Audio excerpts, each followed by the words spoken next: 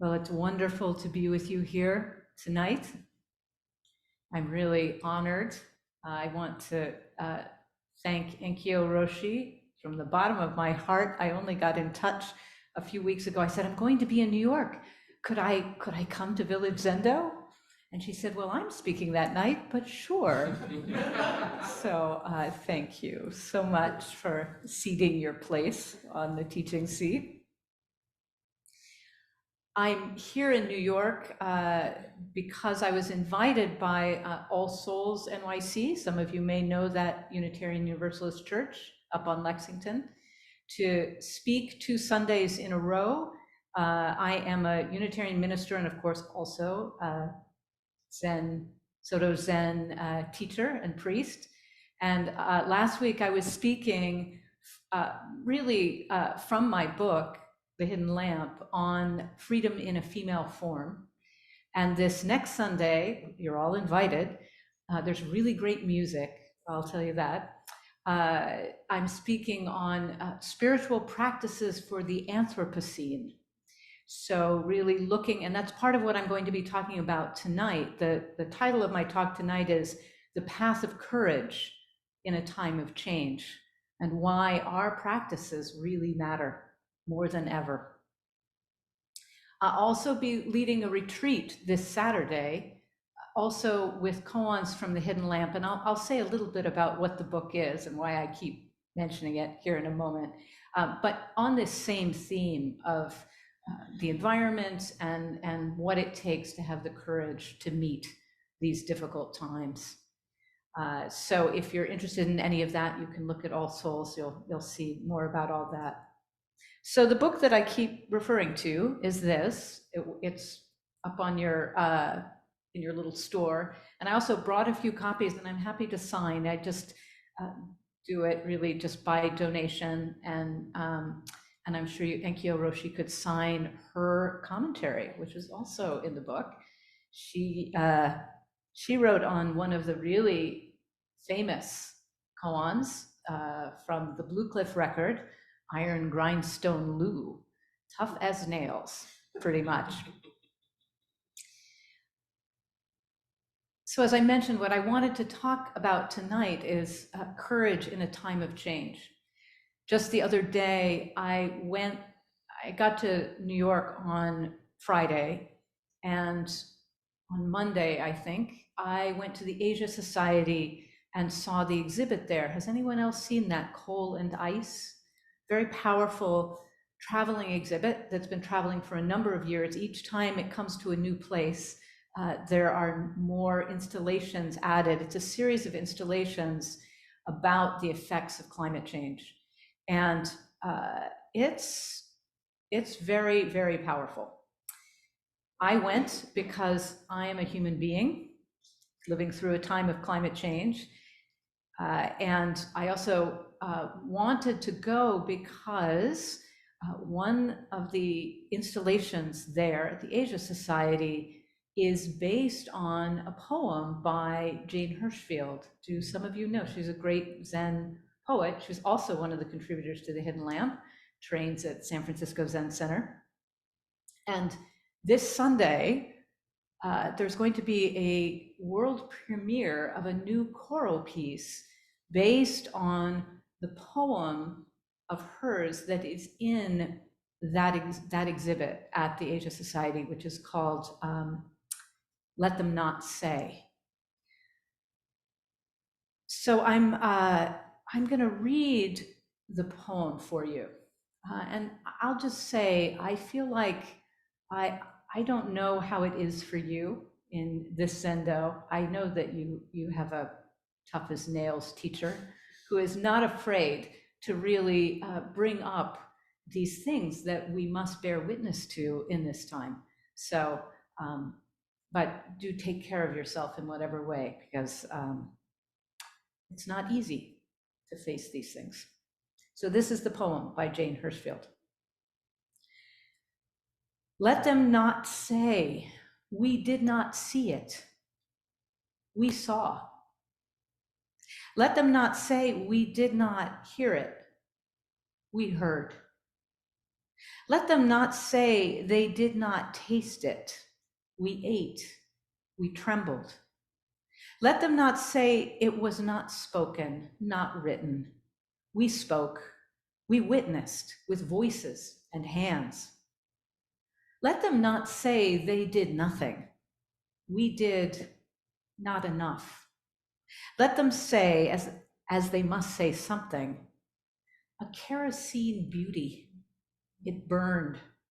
Let them say we warmed ourselves by it, read by its light, praised, and it burned.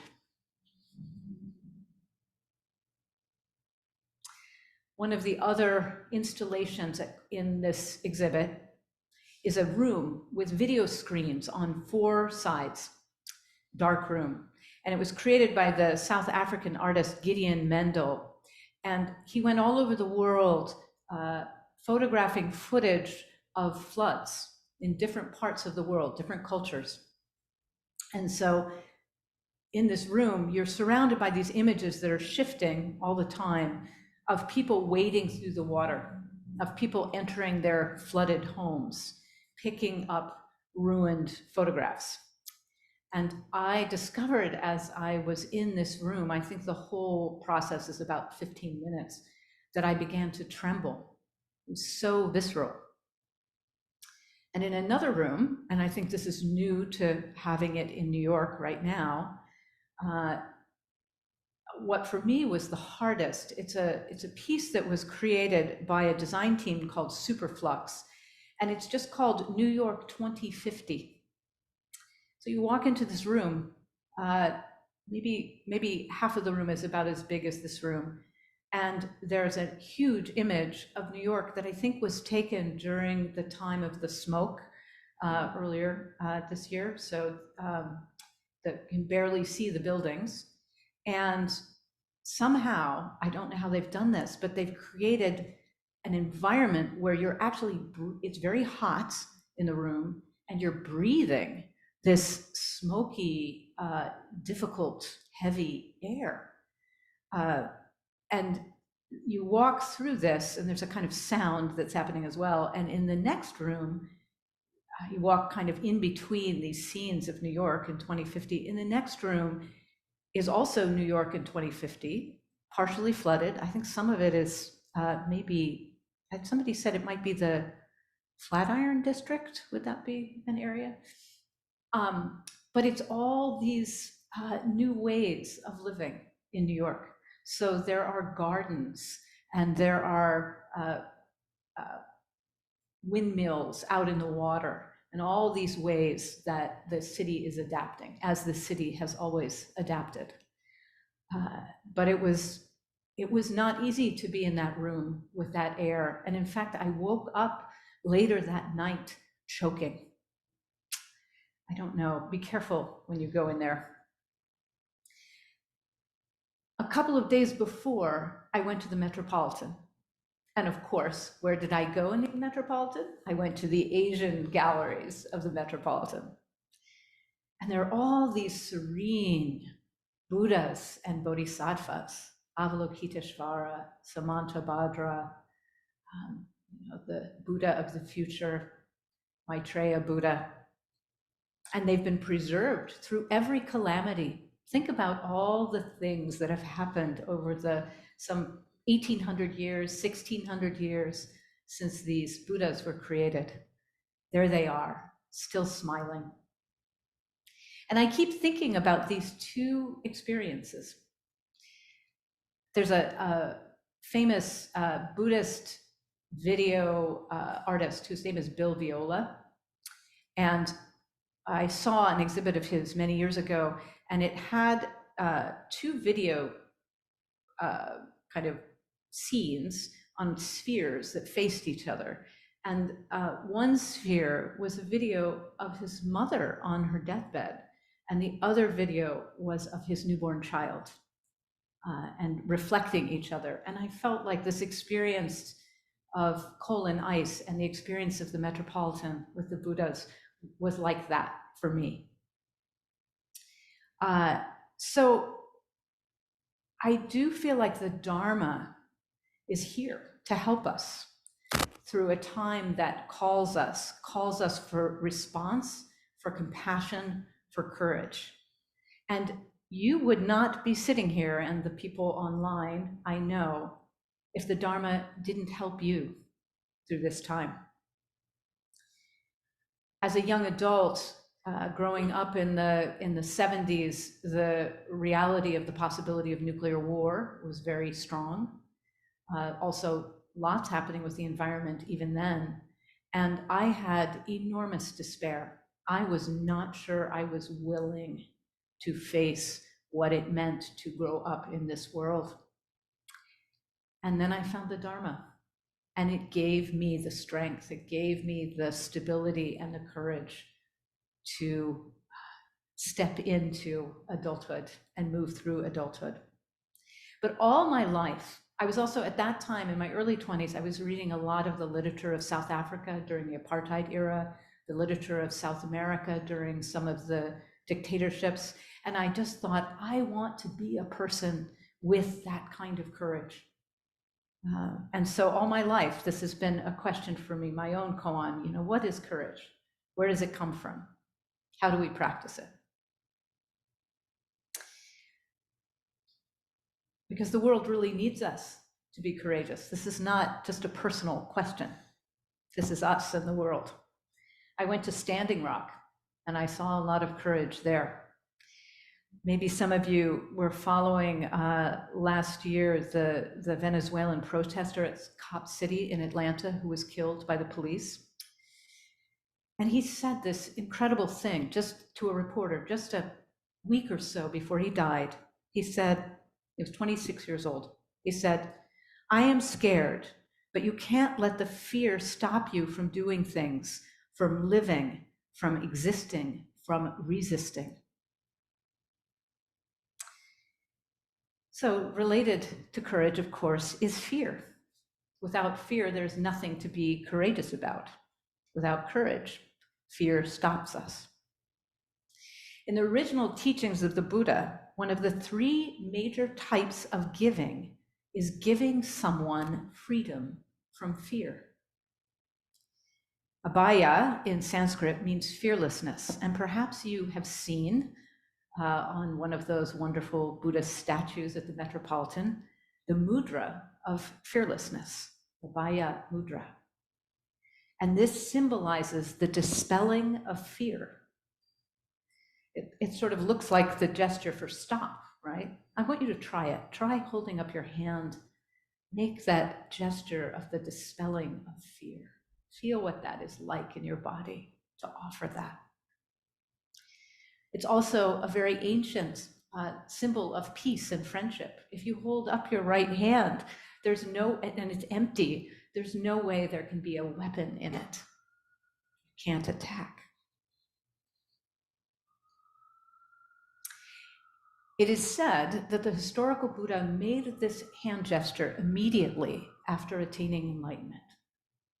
And at a later time in his story, he was about to be attacked by a mad elephant who had been sent against him as a weapon. The elephant, enraged and in pain, charged at the Buddha and his followers. While others ran away, the Buddha stood calmly, raising his hand in this gesture. He felt great love and compassion for the stricken elephant. In response, the elephant stopped its charge, became calm, and then approached the Buddha and bowed its head. And perhaps some of you have done metta practice in your life, and you may know that this practice was actually given to monks and nuns who followed the Buddha to help them and to protect them as they were practicing in the jungle with wild animals, with tigers, with venomous snakes, and all the fear that arose. And if you've ever done that practice, you know that actually it's very difficult to practice metta, to practice loving kindness, and to feel fear at the same time. It's a different energy. And so I love that the Buddha offered this to his frightened monks and nuns. And maybe since you all have chanted the Heart Sutra in English, I'm sure there are different translations, but you all know that part, which really caught my eye as a young person when I first heard it. Without hindrance, the mind has no fear, or without hindrance, there is no fear. And here's some other translations. Without walls of the mind, and thus without fear. That's a translation from Red Pine. And from Thich Nhat Hanh, having no obstacles, they overcome fear. So as I mentioned, I'm going to be speaking on spiritual practices for the Anthropocene, and I almost always, I don't know yet if I'll tell this story on Sunday, but I almost always tell the story from Thich Nhat Hanh that he told about the boat people. I think it's a really important story for us. When the crowded Vietnamese refugee boats met with storms or pirates, if everyone panicked, all would be lost. But if even one person on the boat remained calm and centered, it was enough. It showed the way for everyone to survive. And then he goes on to say, I am inviting you to go deeper, to learn and to practice so that you can become someone who has a great capacity for being solid, calm, and without fear. Because our society needs people like you who have these qualities. And your children, our children, need people like you in order to go on, in order to become solid and calm and without fear. So over the years, when I was collecting stories along with my co-editor, Sue Moon, for The Hidden Lamp. Oh, and I'll say, I was last here, but it wasn't here. I was with Village Zendo, almost with Sue, almost exactly 10 years ago, in 2014, with many of the great women teachers of this area who contributed to the book in your old space. So it's great to be back 10 years later. And as we were collecting these stories and thinking about them and studying them, I started to realize how many of them were about courage, directly or indirectly. And maybe you could even say that they are all about courage, because it takes great courage to practice, whatever our gender, but particularly to practice as a woman in cultures that often saw women as beings of less capacity, less worthiness. And so their very presence as awakened women, as teachers in these cultures, took great courage for them to find themselves in that spot. And sometimes the courage is very obvious, like the story of the nun Rhiannon, who, when told that she could not practice in a training temple with monks because her beauty would distract them. She was a former attendant to the empress. She took up a hot iron and scarred her face, and then returned to that teacher and said, "What about now?" and was immediately admitted. I don't think, or at least I'd like to think, that it wasn't because she was less beautiful that he admitted her, but because the teacher saw her courageous heart of practice, her absolute clarity of determination. I'm a big fan of Ehe Dogen as a Soto priest. And there's a really wonderful line that somebody introduced me to that is from the Ehe Koroku, the Dharma Hall Discourses, short, and it's called The Courage of Patch-Robed Monks. So I'll share it with you. Entering the water without avoiding deep sea dragons is the courage of a fisherman. Traveling the earth without avoiding tigers is the courage of a hunter. Facing the drawn sword before you and seeing death as just like life is the courage of a general. What is the courage of patch-robed monks? That's you, by the way. What do you think? Would you say if Dogen asked you that? What is the courage of patch-robed monks? And of course, there's a little pause, and then he answers himself. He says, "Spread out your bedding and sleep, set out your bowls and eat rice, Exhale through your nostrils, radiate light from your eyes. That's the courage of the patch-robed monks. And if you have ever sat a retreat, or even everybody here, right, just sat a single period of zazen, you know this is always true. It takes courage to meet our suffering, to meet our life raw and unadorned. Sometimes even more courage than meeting a lion or a crazed elephant. Maybe all these animals are just metaphors for what we meet in our own minds and hearts in this practice. It takes a lot of courage to be a human being. Have you noticed? To bear witness to life with its 10,000 joys and sorrows. And it takes a lot of courage to be a human being in these times with the world changing before our eyes in ways quite literally no modern humans, this human sapiens, has seen before. One of the women in the Hidden Lamp is a 20th century Indian Buddhist teacher, Dipa Ma. Incredible story of her life. It was a life of great suffering, great hardship. And she, as a very old woman, she came to the United States to teach and met and practiced with people in the US. And this is a little story from this time. She had practiced and taught in a little apartment in the slums of Calcutta for a long time, but now she was traveling the world. So this is a story from her travels. Dipa Ma was on an airplane with a woman student. It was very turbulent and the woman screamed.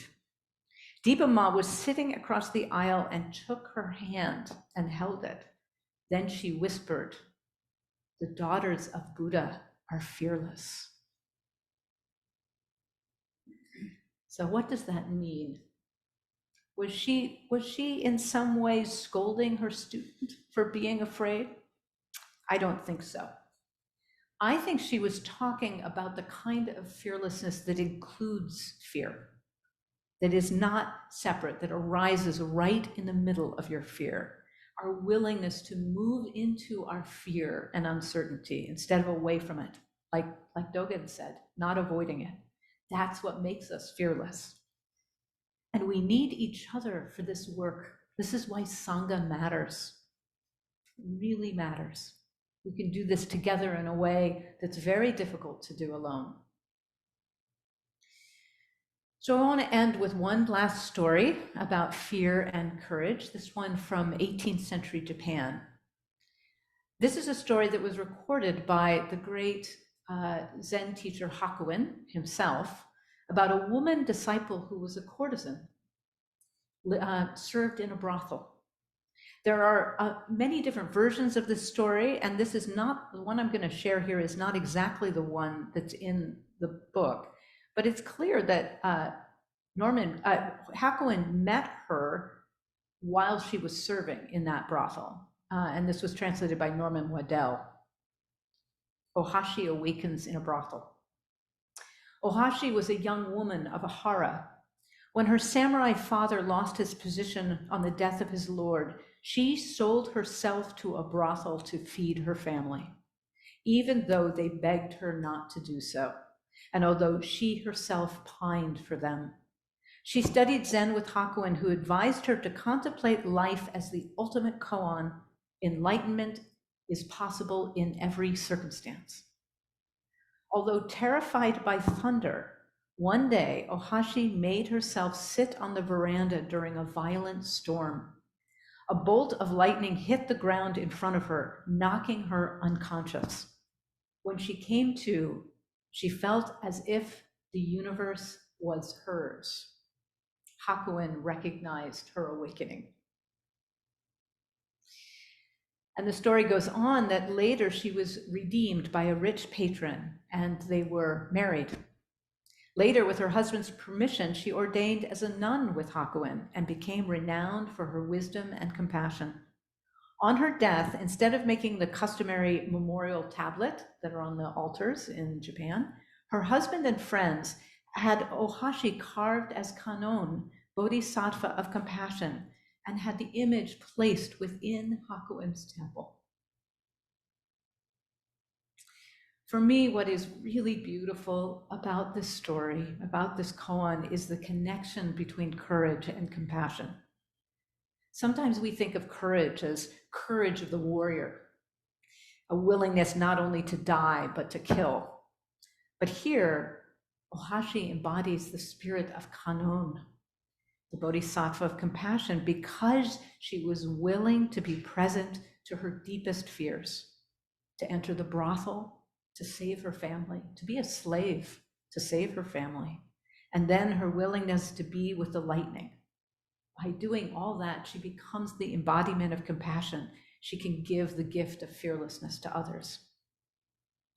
When we turn towards the elephant, turn towards the dragons, turn towards our own terrors with peace in our hearts, there is the possibility, always the possibility, of transmutation and awakening. So much of the harm in the world comes from fear and the aggression that is born from fear. So that when we practice as we do, like Ohashi sitting with her fear, it isn't just for us. It's actually a radical response to what is.